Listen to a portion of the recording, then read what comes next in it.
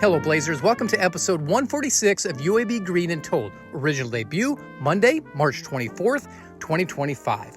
This podcast gives us a chance to share stories from members of the UAB community. Take a listen back to past episodes of UAB's most listened to podcast at alumni.uab.edu/greenandtold, on Spotify, or the Apple Podcast app. And while there, leave a written review so more alums can discover us. I'm Greg Berry, a UAB alum and Director of Communications in the Office of Alumni Affairs. In the race of life, Eric Hardy has sprinted ahead, mastering both the track and his own destiny. His philosophy on running is a perfect portrayal of his belief in self-determination. As we'll discover, he champions the idea that each stride forward is a step towards conquering oneself. You're the master of your fate, captain of your soul. You're a single individual person out there achieving a certain level of success. Your only enemy is yourself. Eric will also share how his path pivoted when he sees the chance to move to the Big Easy. Sometimes it's about being the right person at the right time, prompting him to say, why not? Anyone want to go to New Orleans? And at that time, just single guy, young, in my 20s. Sure, I'll go. And his transition into consulting offers a platform to give back. For Eric, it's a chance to share the wealth of wisdom he amassed as a successful healthcare professional. I feel like to some degree it's almost giving back a lot of the knowledge in which you received. And that's a little bit of perspective a consultant may have.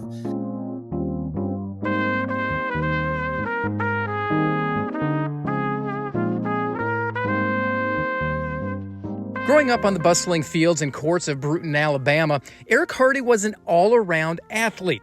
Drawn to the dazzling dreams depicted in Michael J. Fox's The Secret of My Success, Eric eagerly embraced accounting by the 8th grade. Yet the road ahead wasn't straightforward. He wandered through a winding path of uncertainty, knowing only that his future lay at a larger, lively urban institution.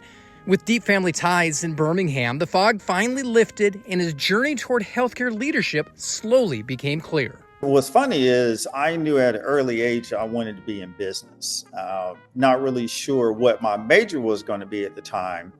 For whatever reason, as a kid, I wanted to be a stockbroker, honestly. I wanted to, New York City, Wall Street, corner office, for whatever reason. I think part of it is, I grew up in, a very small town community. Population on a good day was probably 10,000. Okay. And for whatever reason, I think I just had higher aspirations to just be what I saw in some of the movies. One of the movies was, I think it was like the first Wall Street that came out. I think it was Secret of My Success with Michael J. Fox. And, this guy walking into this corporate office, in the mailroom, and then all of a sudden ends up being, the CEO of the company. I don't know. It was just something about business and finance that I just was drawn to. It's interesting you bring up Michael J. Fox. I have a tie to Michael J. Fox, and that's what led me to enroll as a business student at a different institution. Now, ultimately, I went communications, but it was Alex P. Keaton's character in Family Ties.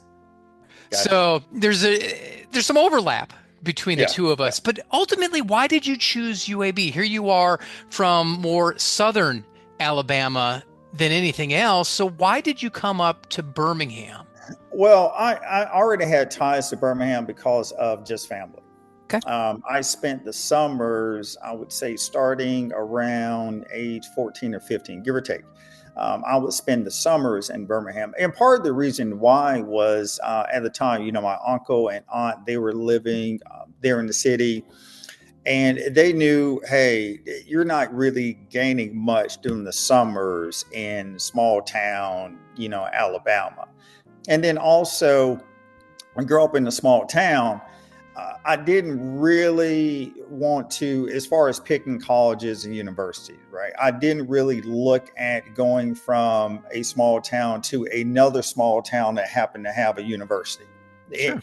And I think it was me at an early age wanting to have more growth and development as a person.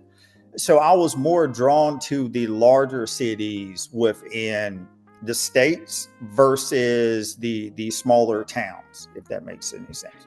Do you remember what schools you were looking at the time?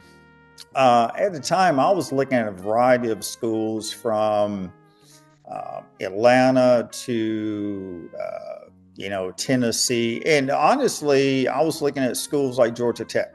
Meaning, I would prefer the school that was had a lot of notoriety in the largest city in the state. I just felt that I could actually grow more as a person being in a city where you are a small fish in a very big ocean, if that makes sense. And I also knew that from an opportunity perspective, you're never going to fall short with opportunities when you're in the largest city in the state. It just made sense for UAB to be, a school of choice. When the dust settled, you chose not to do Vandy, chose not to do tech, but you chose to become a Blazer. How did UAB win out against the other schools you were looking at? Part of the reason why I won out was Scott Strand. He was I think, the assistant coach at the time, and then turned into the head coach. I was a track guy, so I knew of him over the years, and I was at a track meet, and I actually had a conversation with him about UAB, and the rest kind of was history. So before I know it, I was enrolled at UAB, and I knew I was going to be in accounting, and so that was easy. I decided to be in accounting back in maybe 9th, 10th grade of high school. I knew that was going to be my major at that time. Having never met you, I would just look at you and say sprinter. Would I be dead on? No, actually, I was not. I was distance, middle distance. So cross country, 800 meters. That was my kind of, events that I primarily did. You played a lot of these other sports that you just mentioned, baseball, basketball, football. A lot of it is quick interaction and the play is done, you rest. But here you are running 800s and above. What led you into the more of the distance? You're the master of your fate, captain of your soul. You're a single individual person out there achieving a certain level of success, or you're trying to accomplish a goal, and your only enemy is yourself, to be truly honest. There is a little bit of a team aspect to some degree when we talk about certain events, okay? But when it comes to distance running, it's one of those things where you have to have a lot of self-discipline. And just say for the summer months, you have a teenager, okay, 18, 19, 20, 21 of a sort. You're having to do mileage upwards of 100 miles a week during the summer months unmonitored. I mean, that takes a lot of discipline to do as a person. As an accounting student at UAB, what was the end goal? Ultimately, you wound up in healthcare. Was that kind of the Purely path? By accident. Really? Hey, how'd you get there? Purely by accident.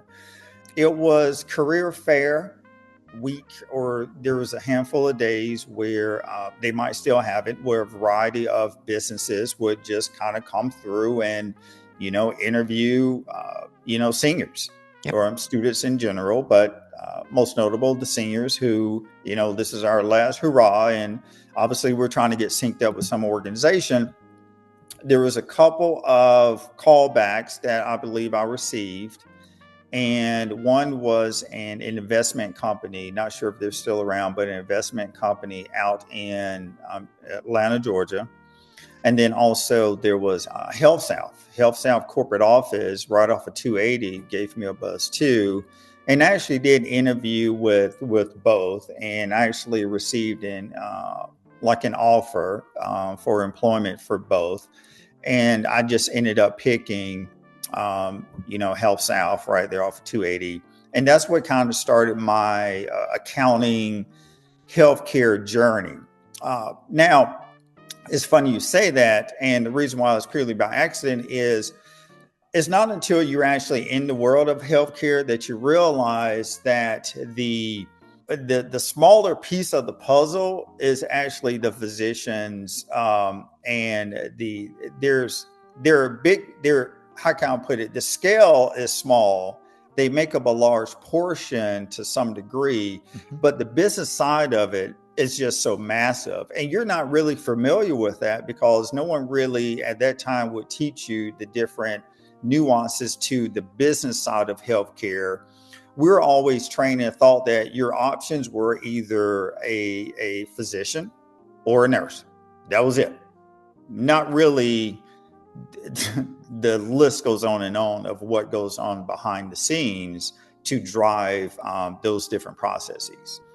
When did you have the realization during your career that, oh my gosh, this really is big business, and it being healthcare? Because when I look at your resume, you're dealing with net revenues of $1 billion plus, 3.2 billion plus. You were all over the place with what you had to work with. So when did the realization set in that, there's a lot of money here in healthcare? It was probably my second stint. I ended up working with Tenet Healthcare, which at that time, Tenet was massive throughout the country. Tenet, at one point, it had roughly about 130 acute care hospitals and so many different providers that they employed.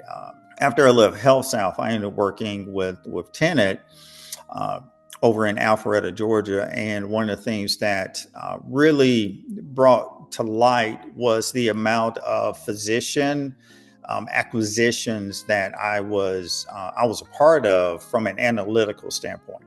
So I went from the accounting side to the analytical, like financial analyst side of the equation. So it was less about the month-end close, journal entries, balance sheets of a sort, like truly, accounting type work, to really business decision in the business decision workspace. Okay. Kind of going through and looking at the opportunities, strategic growth side of the equation. Why are we acquiring this particular physician practice? Why are we selling or closing off this particular practice? And really understanding the market dynamics of what companies and what their intent are and what they're trying to achieve and those goals, either financial or strategic. And that's what really opened my eyes up to. You're getting now into the merger and acquisition side of it. You're understanding at that time a little bit of the revenue cycle piece of it and how revenue cycle within healthcare, drives a lot of decision making as well. And that's what really opened my world up to. This is a very big business. You have a different perspective from some of the people we talk to, because we talk to a lot of physicians, doctors. How has healthcare in your eyes changed over your 20 plus career? It's changed a lot more so from the expense side of it. Everyone is wanting more. So as when inflation goes up, then by default, the price point for everything actually increase. So your salaries increase. So really, it's a cost of business play. That's the reason why, if you notice, a lot of companies, they're actually selling off a lot of their assets. And part of it is, from a cash flow perspective, they're trying to keep a certain level of cash infusion within the organization. And it's kind of hard to do that when you're constantly competing with the cost of doing business. What do CFOs, what do accountants do for fun? It's all about balance. It's work-life balance. I would say I've been fortunate enough, over the years to work with some of the most, well-known type of companies to where you're able to kind of let loose and enjoy life and travel. And, companies where, the corporate offices, a lot of times we do take off the last week and a half of the year, just so everyone can, you're coming out of budget season and you're starting back up. But the list goes on. To this day, I'm still a runner. I don't run as much mileage as I used to, but, I still run. I'm in Arizona, so you can pretty much play golf year round. Yes, you can play in 110 degrees heat. You just prefer not to. I picked up snowboarding probably about 15 years ago. So sometimes I might hit the slopes in the mountain. There's a ski resort here in Arizona up in Flagstaff called the Snow Bowl. A lot of different things. You were very deliberate in your college approach, looking at schools in larger cities. You bounced around a little bit in your career as a CFO, director of finance, those types of things. Were you strategic in getting in the big markets with those as well? To some degree, a little bit of it is luck, and that plays a very big part of it. Um, Purely by luck, it just so happened that when I was in Alpharetta, which is a suburb, it's bedroom community of a sort of Atlanta. Um, it just so happened they were closing down the office. And after they closed the office down, there were opportunities, or they were rolling that office and consolidating a lot of different physician practice, regional corporate offices into really one. And it just so happened New Orleans was one of those cities that they were rolling that office into.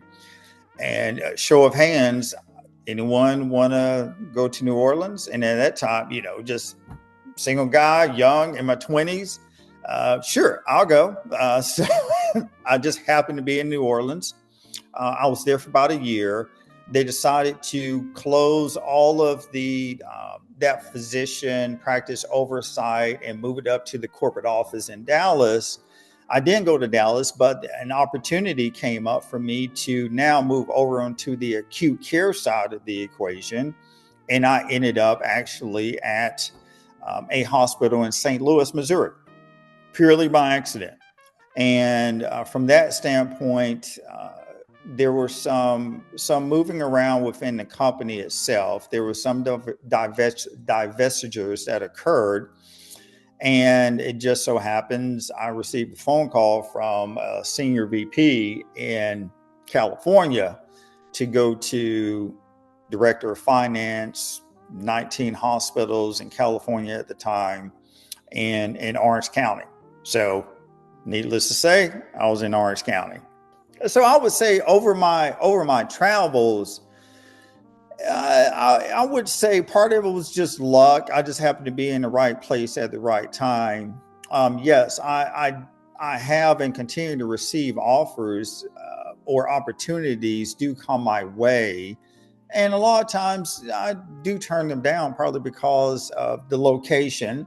But I would say at one point in my career, it was a little bit of luck and a little bit of strategy as well. At this point in your career, you're kind of doing your own thing as an independent consultant. You can kind of pick and choose who you work with. What's it been like having this next stage of your career? Honestly, it's similar but different. I would say yes, you do have. It does feel good. There are some warm and fuzzies associated with it. Also, the usual challenges of a sort. But it is something that you enjoy, something that you don't mind. It's kind of like you don't mind giving it. I feel like to some degree it's almost giving back a lot of the knowledge in which you received. And that's a little bit of perspective a consultant may have. Is you've almost you've outgrown a certain space or environment. You're able to take a lot of different pieces and, yes, my background might be, more on the financial side of the equation, which is fine. But some of my background is also strategy as well, business development. There's a lot of things that you just learn purely by osmosis when you're dealing with, situations that occur within facilities from a quality standpoint. You're constantly a fly on the wall because you're listening or you're having conversations of legal issues that are occurring, and you're a fly on the wall because of the dollars that are associated with a particular legal issue. But you're able to grasp and have a very good holistic understanding of all the different pieces of healthcare and that entire environment. When you're working with physicians, different providers, advanced level practitioners, when you're opening and closing practices, opening and closing hospitals, you've touched so many different pieces of what makes up healthcare. You've touched literally almost every piece of the puzzle, to where you can easily be a consultant and provide a lot of quality feedback to any organization that is willing to learn and willing to grow. Looking back more than 2 decades now, how did UAB help shape your career? I would say part of it is me personally. I think it is the collaboration of UAB and its connection to companies that are definitely in close proximity of the school.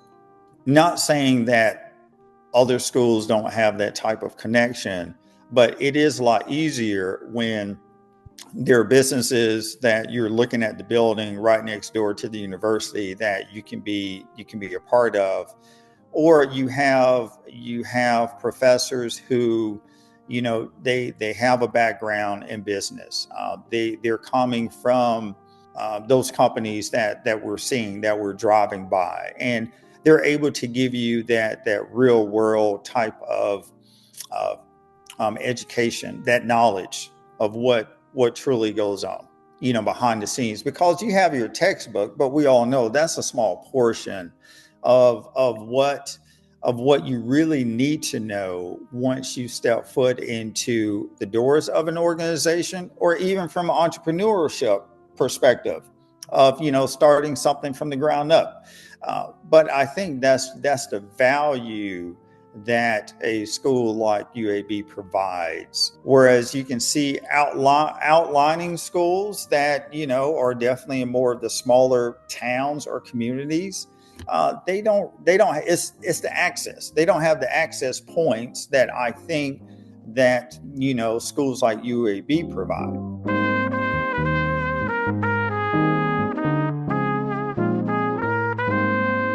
That's Eric Hardy, a 1998 graduate of the Collat School of Business, where he earned his degree in accounting. As a former track and field athlete, Eric not only knows what it takes to go the distance, he has a good idea of what it means to be a Blazer. Given the fact that I competed as a Blazer and kind of wearing the green and gold and going to these universities and representing UAB, I mean, it was a beautiful thing. I look at it from I love the underdog story. And yes, to this day, I like to cheer the underdog, because that's what I feel like. I feel like at a certain point, you got to think UAB started in the 70s, give or take, as far as a major like university, right? Considered to be, that level of institutional knowledge.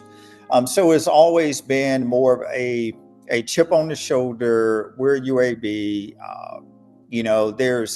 Honestly, someday I feel like we could literally be the largest school in the state, just from my perspective. Be sure to check out past episodes of the UAB Green and Told podcast. Listen in at alumni.uab.edu/Green and Told. Have a story to share or know someone who does? Email greenandtold@uab.edu.